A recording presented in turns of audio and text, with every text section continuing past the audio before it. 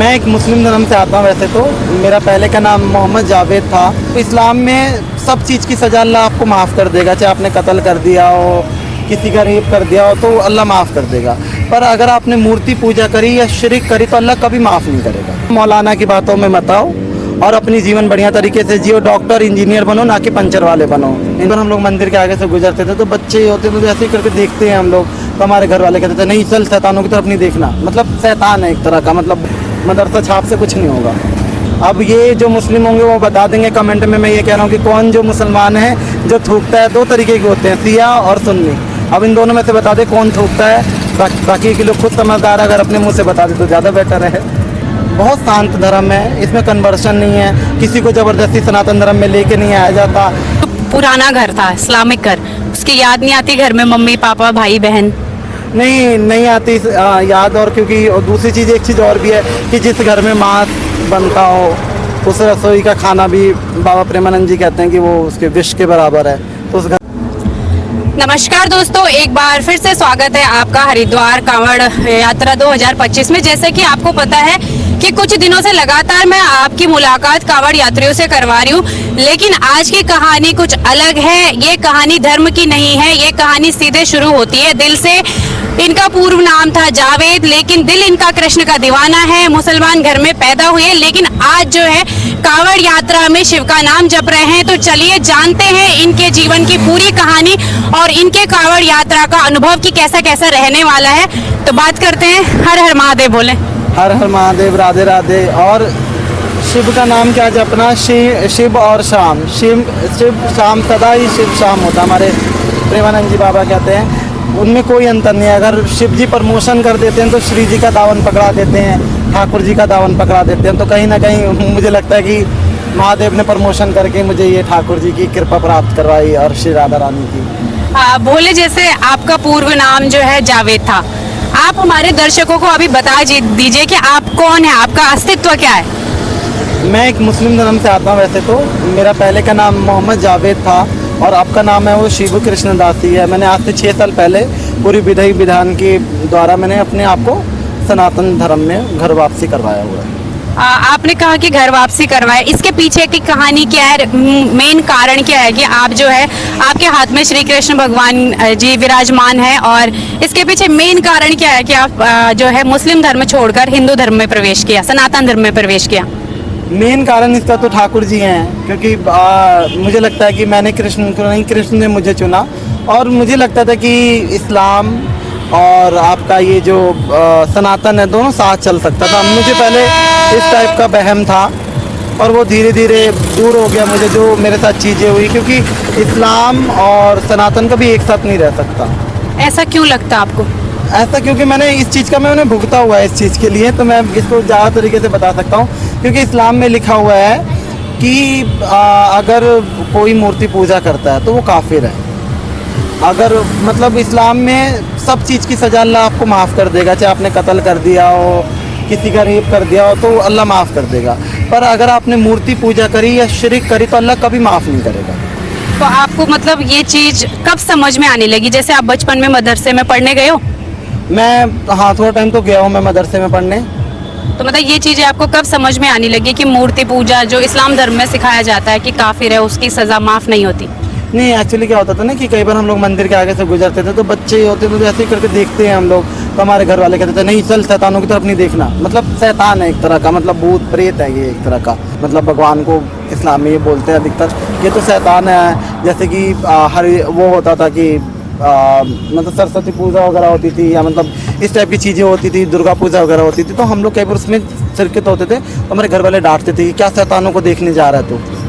तो जैसे आपने बोला कि 6 साल पहले आपने जो है घर वापसी की, तो 6 साल से पहले जब आपके मन में ऐसा विचार आने शुरू हुए होंगे तो घर में जैसे क्या माहौल रहा? घर वालों ने डांटा नहीं, रोकने की कोशिश नहीं की? मुझे तो मारा भी गया, डांटा भी गया, और मेरे तो ऐसे फर्श में सर को मेरे फर्श में लड़ा दिया जाता था कि मतलब इस वजह से सर भी कई बार फट जाया करता था मेरा। पर वो होता है ना कि मैं शुरू से एक बात कहता हूँ कि भूत अगर आदमी को लग जाए ना तो उसका कहीं ना कहीं इलाज है, और नंद का पूत चिपट जाए उसका कोई इलाज नहीं है। अगर जिसके पीछे कृष्ण पड़ गया वो उसको कुछ भी अच्छा नहीं लगेगा। जैसे कि मतलब घर परिवार के रिश्ते टूट रहे हैं, जा रहे हैं, और कृष्ण जीवन में आते हैं तो ऐसा ही होता है। तो जैसे मतलब आपने कृष्ण को अपनाया तो फिर आपने घर वालों के साथ संबंध पूरी तरह खत्म किया या धीरे धीरे, मतलब क्या क्या कहानी है? मेरी जो घर वालों के साथ, तो घर वालों ने तो उन्होंने देखो एक वो रख दिया था कि या तो तू ये सब कर ले या हम लोगों से को चुन ले। उन्होंने बहुत कुछ कराया, मेंटल अस्पताल में इलाज भी करवाया, तांत्रिकों से झाड़ फूँक करवाया, मुल्ला मौलवी भी आके बहुत सारे काम करके झाड़ फूँक कर रहे हैं। कोई लौंग बांध रहा है, कोई कुछ बांध रहा है, कोई तकिए के नीचे कुछ बना के डाल के जा रहा है, पर वो असर नहीं होगा क्योंकि ठाकुर जी है ना, तो वो जब लग गए किसी के पीछे तो वो फिर नहीं छोड़ते। तो ठाकुर जी कभी सपने वपने में आए या आपको कभी महसूस हुआ जैसे कृष्ण भक्तों को महसूस होता है कि हमारे साथ ठाकुर जी हैं? बिना महसूस हुए तो मैं इतना कुछ नहीं कर सकता। परिवार छोड़ना, जहाँ रहना वहाँ छोड़ना, तो वो इनके बिना महसूस हुए तो नहीं होगा। और कहीं ना कहीं साथ खड़े हैं। और ये ऐसा नहीं है कि मैं पागलों की तरह ये एक प्रतिमा लेके घूम रहा हूँ। कई ऐसी चीज़ें, कई ऐसी चमत्कार जो होती हैं जो शेयर नहीं करना चाहिए। अब किसी के साथ मैं ऐसी बातें बता दूंगा जो लोगों को लगेगा नहीं कि ऐसा होता होगा, झूठ बोल रहा है, ये पब्लिसिटी के लिए कर रहा है, तो इन सब बातों का कोई मतलब नहीं है। मेरे साथ है, मुझे पता है और इन्हें पता है कि इनका और मेरा रिश्ता क्या है और इनका और मेरा क्या है। हिंदू धर्म और मुसलमान धर्म में दोनों में आपको क्या अंतर, बड़ा जो सबसे बड़ा अंतर है वो क्या लगता है? सनातन का सबसे बड़ा जो नाम है ना, सनातन, बहुत शांत धर्म है। इसमें कन्वर्शन नहीं है, किसी को ज़बरदस्ती सनातन धर्म में लेके नहीं आया जाता। यहाँ भी इवन से ऐसा भी होता है कि यहाँ कोई किसी के साथ ज़बरदस्ती नहीं करता कि यार नहीं तुम्हें पूजा करना ही करना है। जिसका मन है करे, जिसका नहीं है नहीं करे, क्योंकि भगवान जिसको अपने मन, मतलब यहाँ पे चमत्कार देखा है, यहाँ जोर ज़बरदस्ती नहीं होती। कोई भक्ति करता है तो मन से करता है, कोई तन से करता है, और मतलब इस टाइप से लोग करते हैं। वहाँ पे कोई ज़बरदस्ती नहीं है कि भाई नहीं तुम 8 साल के हो गए तो 5 वक्त की नमाज तुम्हें पढ़ना ही पड़ेगा, इस टाइप की चीज़ें नहीं है। पहली बार जब आपने शिव या कृष्ण के सामने सर झुकाया था अपना, पहली बार आपने क्या महसूस किया था? पहली बार तो मेरी एक वो बात आती है कि ताज बेगम जी की एक बात आती है, उन्होंने कहा था और वो मुझे याद आता है कि तजू कलमा कुरान सुनो भागवत कुरान। तो जब ठाकुर जी के आगे हमने सर को झुका दिया तो मुझे ऐसा लगता है कि फिर कहीं और किसी और दर पे जाने की ज़रूरत ही नहीं है। ऐसा लगता है। हाँ। आपने कभी अपने आप से सवाल किया कि आप महसूस किया कि आप कौन हो, मुस्लिम हो, हिंदू हो या फिर एक इंसान हो?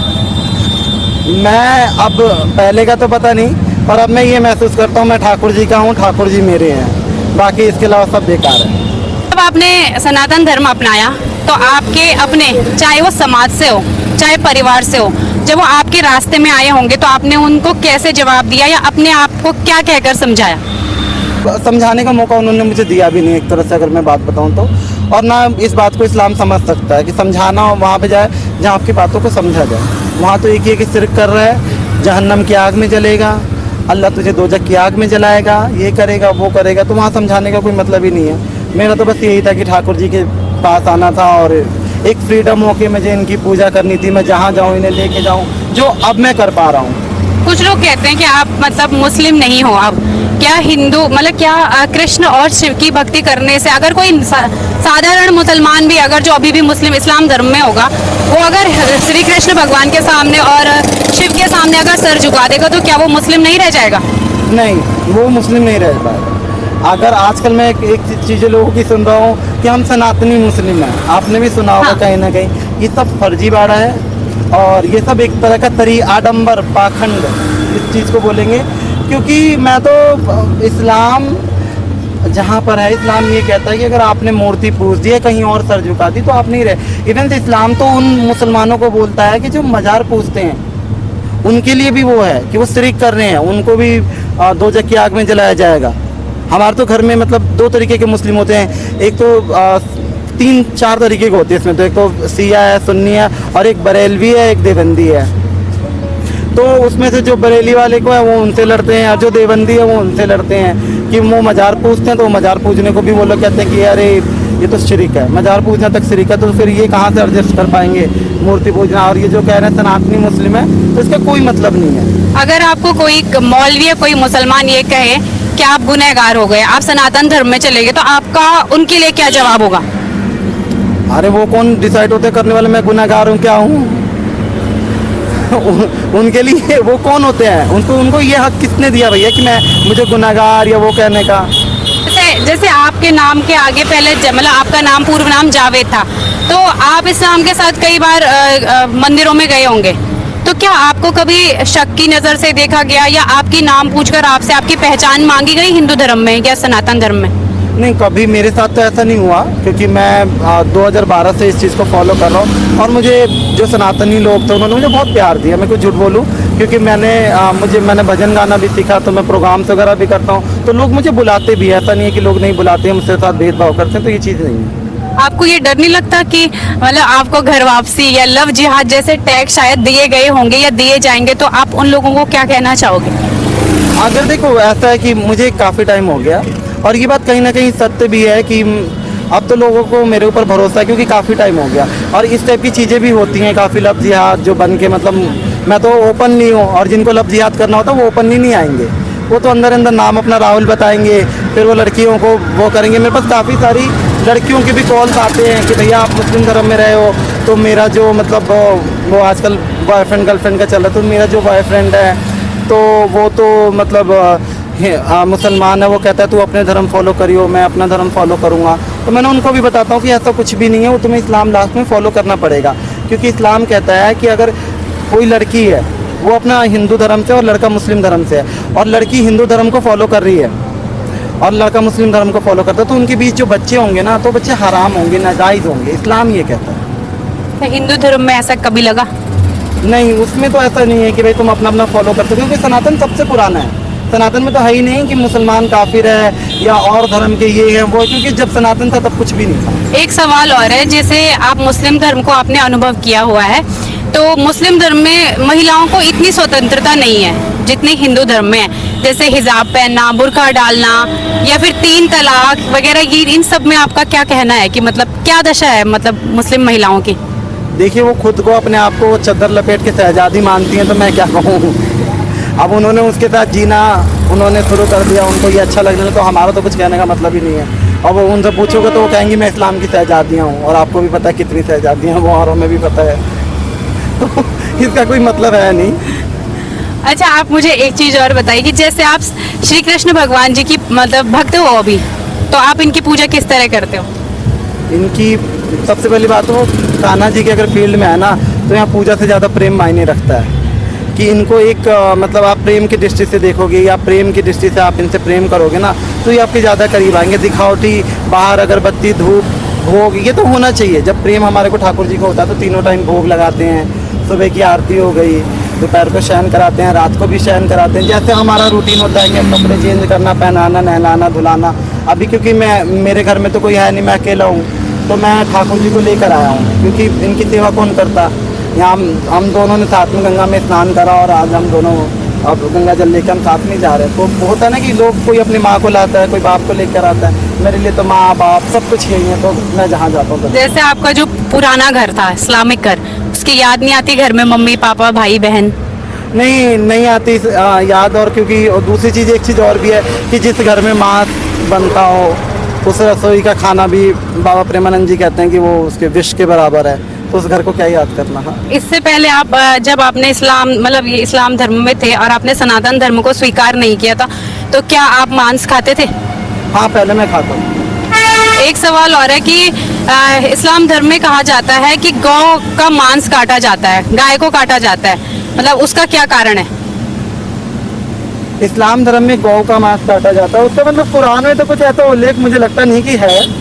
पर आप देखोगे ना, सनातन से सब उल्टी चीज़ें वहाँ पे होती हैं। सनातन में सीधे हाथ से लिखी जाती है, तो उल्टी उर्दू जो है वो उल्टी हाथों से लिखा जाता है। उल्टे तरीके से हाथों से उल्टा नहीं लिखा जाता, मतलब उल्टे साइड से लिखा जाता है। तो वो उनका उल्टा पुल्टा है। और मुझे तो ऐसा लगता नहीं कि वो एक तरह से ये भी होता है कि हिंदुओं को प्रॉब्लम होती है तो इसलिए गाया ज़्यादा खाते हैं लोग। इस दौरान जब आपने सनातन धर्म स्वीकार किया तो आपको काफी सारी धमकियां भी मिली, मैंने काफी वीडियोस आपके देखे, तो उन चीजों से आपने कैसे डील किया? वो देखो, अब तो मुझे आदत पड़ गई, धमकियाँ तो अब भी आती हैं। कई बार हमले भी हुए हैं, पर 3 बार हमले हुए, मुझे कुछ हुआ नहीं। ठाकुर जी बैठे हुए हैं, डरना किसी से है नहीं, और मौत एक ना एक दिन तो आएगी। किस तरह के हमले हुए?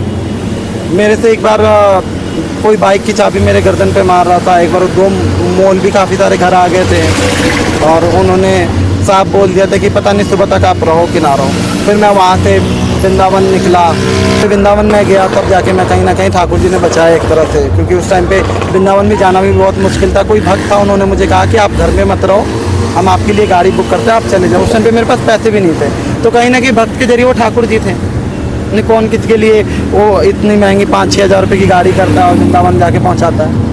अभी आप शिव की नगरी में आए हो, कावड़ चल रही है, तो आपको यहाँ का सबसे अच्छी चीज क्या लग रही है?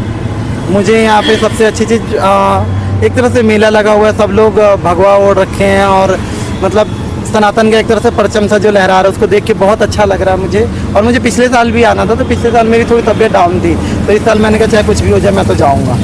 कितना आपके पास जल, आपकी आत्मा कावड़ है ये? मेरा ना देखो, शिव जी कहते हैं दुख मत पाओ, थोड़ा लेके जाओ, जितना क्षमता है जितना ले जा सको उतना लेके जाओ। ऐसा नहीं है कि लेके जाऊं और मैं रास्ते में छोड़ के फिर भागूं, तो वो नहीं है। ये थोड़ा सा ही है हमारे पास, जितना है कि इतने में भोले बाबा स्नान कर लेंगे और हमारी श्री जी घर पे बैठी हैं तो श्री जी भी स्नान कर लेंगे। ये जल कहाँ चढ़ाने वाले हो आप? एक तो हमारे वृंदावन यमुना तट पे चढ़ेगा जहाँ पे शिव जी का एक शिवलिंग है, और एक हमारी श्री जी पे। एक आखिरी सवाल है, जैसे उत्तराखंड सरकार और यूपी सरकार ने अभी जो जितने भी फल विक्रेता है या ये जो होटल वाले हैं उनको अपनी पहचान बताना कंपलसरी कर दिया है, उसमें आपका क्या कहना है? ये बिल्कुल बहुत अच्छी चीज़ करी गई है और बहुत अच्छा करा गया। अभी एक दिल्ली की न्यूज़ थी जहाँ पे वो गन्ने का जूस बेचता था, जो काली माता पे चढ़ती है ना, मुस्लिम व्यक्ति था, काफ़ी लोगों ने वीडियो भी देखी हुई। काली माता का जो चढ़ता है ना नींबू, उस नींबू को वो लाकर उसको काट के गन्ने के जूस में मिला के पिला रहा था। तो पहचान तो कहीं ना कहीं ज़रूरी है। कभी थूका हुआ मिल रहा है, कभी रोटियों में थूक रहे हैं, तो ये सारी चीज़ें तो चल रही है ना अभी। हाँ, ये मैंने सुना था, ये ऐसे का मतलब काफी ऐसे धर्म विशेष के लोग हैं जो कि मतलब खाने में थूक रहे हैं, तो आपको मतलब ये लगता है कि ये मतलब व्यक्ति की पहचान बताना सही है? दो तरीके के मुस्लिम है, एक मुस्लिम थूकता भी है और एक नहीं भी थूकता है। अब ये जो मुस्लिम होंगे वो बता देंगे कमेंट में। मैं ये कह रहा हूँ कि कौन जो मुसलमान है जो थूकता है। दो तरीके के होते हैं, सिया और सुन्नी।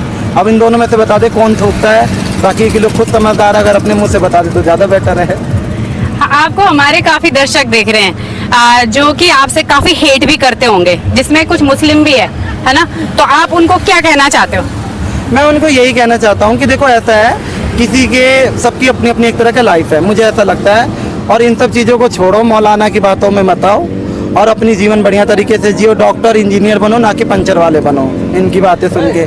आगे इस्लाम की भी पढ़ाई करो, एजुकेशन अच्छी करोगे तो बुद्धि भी थोड़ी अच्छी होगी। मदरसा छाप से कुछ नहीं होगा। बहुत बहुत धन्यवाद, आपसे बात करके बहुत अच्छा लगा।